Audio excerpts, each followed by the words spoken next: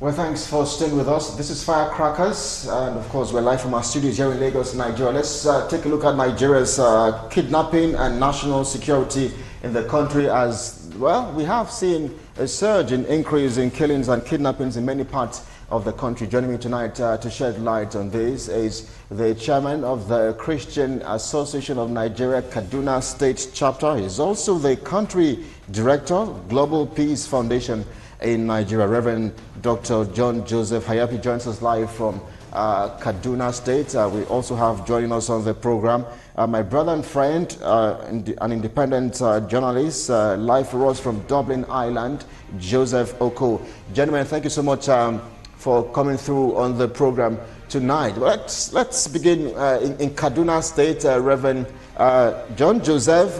News of attacks just yesterday, Saturday, where about 12 families, we understand, were kidnapped in the Kaduna State's airport staff quarters. Talk us through what feeders you're getting and what's the atmosphere like in Kaduna State at the moment.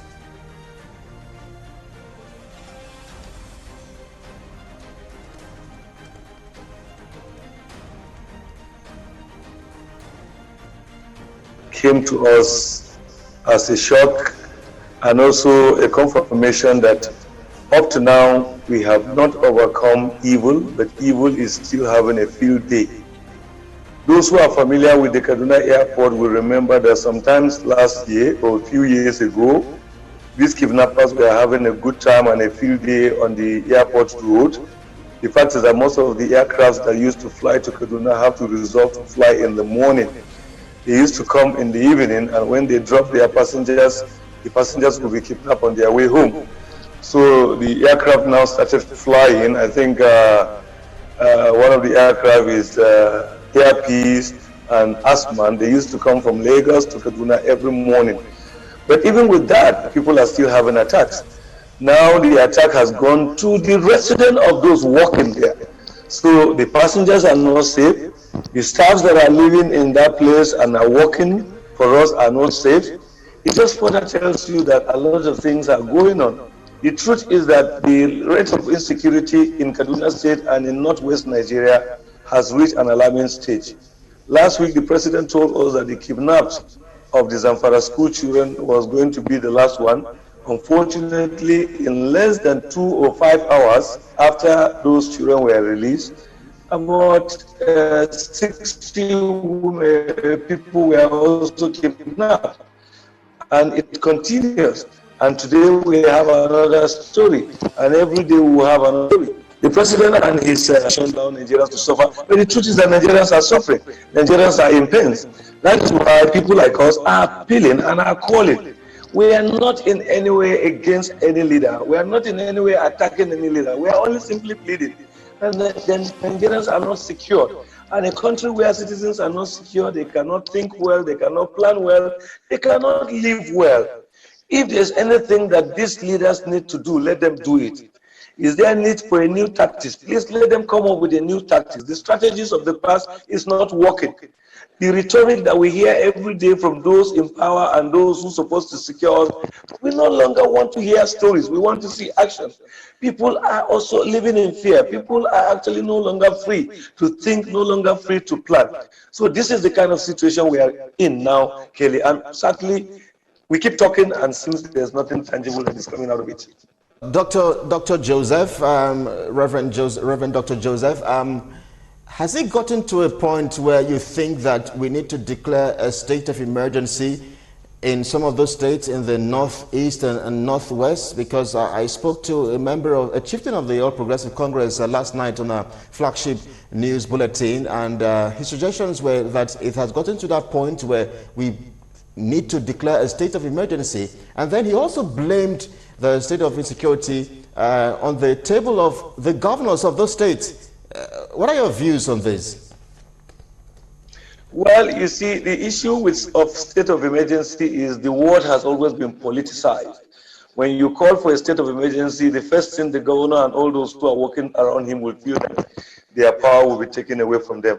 Well, whether it is state of emergency or whatever, what we simply want is an end to this insecurity, a stop to what bandits are doing to innocent citizens. People are dying. People are no longer free. If anything government will do to stop it, let her stop it. If she would declare state of emergency and it will stop, let her declare it. If she's going to take another strategy and it will stop, let her take the strategy. But I don't want to fall into debating about the terms because sometimes it could be politicized. But let me also talk about the chieftain of the APC that you spoke with. I'm not a member of any political party. I'm a stakeholder. I'm representing the Christian interest, and I speak as a citizen who love peace, who want to see the best for our country. The truth about it is that if you challenge governors about this, they will tell you that their hands are tied. They are not the commander in chief. They truly do not even control the commissioner of police. Neither do they control the SSS, neither do they control the army. So sometimes you find it difficult to know who to blame. But as a Nigerian, I know the provision of our constitution. I take this back to the table of Mr. President. Mr. President, we voted for you. You are the commander-in-chief of the armed forces of the Federal Republic of Nigeria. Do something about it. Go after these criminals. Don't allow these criminals to cause pains on Nigeria. The fact of all is that the failure of government to go after these criminals is the reason why they are having a field day. The criminals are supposed to be running, looking for where to hide, looking for where to escape. But the criminal seems to have a very good time that they are strategizing, re-strategizing, thinking of where to go next and what to do next. That's supposed not to be. And that is why sometimes ago, when the SSS of Nigeria came out and raised some alarm, I was among the voices that say, look, we are tired of this alarm. Go after these people, dislodge them, stop them from doing their evil plan. Don't just come and raise alarm and cause us unnecessary panic, when in reality these people are having a field day. Are you telling us that there is no intelligence gathering, there is no information from your men on the ground to know that evil is about to happen? What do you do to stop the evil? What step have you taken to ensure that these people do not execute their plan? But you keep just terrorizing or by creating fear on us, and the real criminals, you are doing nothing to them. These are the issues we are talking about. The president is responsible for this, and we want him to act. He has changed the service chief that we pleaded he should change. We want him to go. Okay, few days ago he decorated them with their new rank, but it's not the new rank that we're worried about. We want them to act. We want them to go after these people. Nigerians are crying, Nigerians are suffering, Nigerians are tired. Like, early this morning, I got a text from one member of the church or one leader of the church in Giwa local government. He told me how somebody or in a particular community, this bandit came, attacked the community. Some people who were injured are in hospital as I'm speaking to you now. Is that how we live our lives? We are spending money for medication because bandits are attacking us. We are burying loved ones because bandits are attacking us. Children can no longer go to school because bandits are attacking us. The economy is not growing because bandits are attacking us. Government, what are you doing? You cannot successfully lead us and lead us to make us happy if we are living in fear. Such a very worrying state to be in as a nation. These are really very interesting times indeed for Nigeria. Let's cross over live to Dublin, Ireland, where Joseph Oko also joins us live on the program. Joseph, as a Nigerian and as a journalist, help us understand how you feel reading this news probably on a daily basis about kidnappings, about killings in many parts of the country, especially the northeast and northwest. Joseph Oko. Yeah, Kelly, thanks for having me. It's good to be here. It's really heartbreaking to see that the level of insecurity in Nigeria is getting worse by the day. A few weeks ago, we're talking about the kidnap of school children, and that wasn't even the first case in Nigeria. It's been happening over the years. As a matter of fact, in this administration, I can count not one, not two, not three, not even four, more than 4 cases of kidnapping, that's happened in schools in Nigeria. And it's really, really sad, to hear about what happened a few days ago in Kaduna State, just the height of the level of insecurity we're facing in the country. And I think something really needs to be done. Kelly, I've gotten to a situation where I've begun to question, the values or the importance our politicians, place on life, because really this thing shouldn't be happening. It's happening too frequently, and if politicians don't care, there's no way situations will improve. I just feel that these politicians, they really don't care about the well-being of the people who they lead. And that's why we're having these issues, one too many issues. If they have premium, they place premium on life, then they would definitely do something to end this.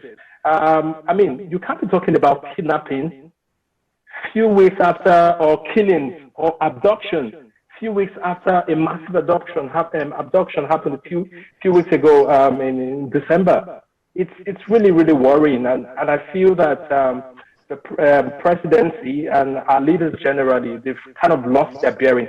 I feel they're clueless at this moment in tackling this insecurity situation. And if they can't really, help Nigerians feel safe, then I wonder what they are still doing in office.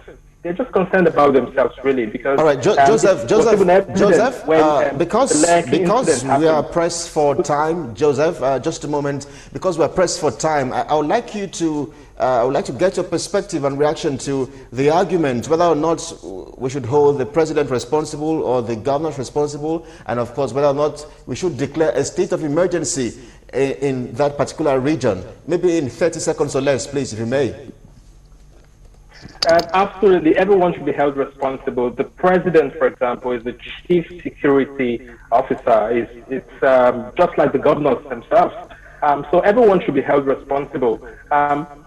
We shouldn't, be defending ourselves. Of course, we should defend ourselves, but on a small scale. But when you're talking about bandits, with sophisticated weapons, when you're talking about criminals who keep re-strategizing, the Reverend was talking about how these criminals come up, with new strategies every day. One would have thought that the presidency and our leaders generally should even be strategizing more than these criminals. But as it is now, it seems like the criminals are on top of their game, and that's why even our soldiers, our military personnel, they can't really stop the situation. So the president should be held responsible. The government should be held responsible as well. That's the truth.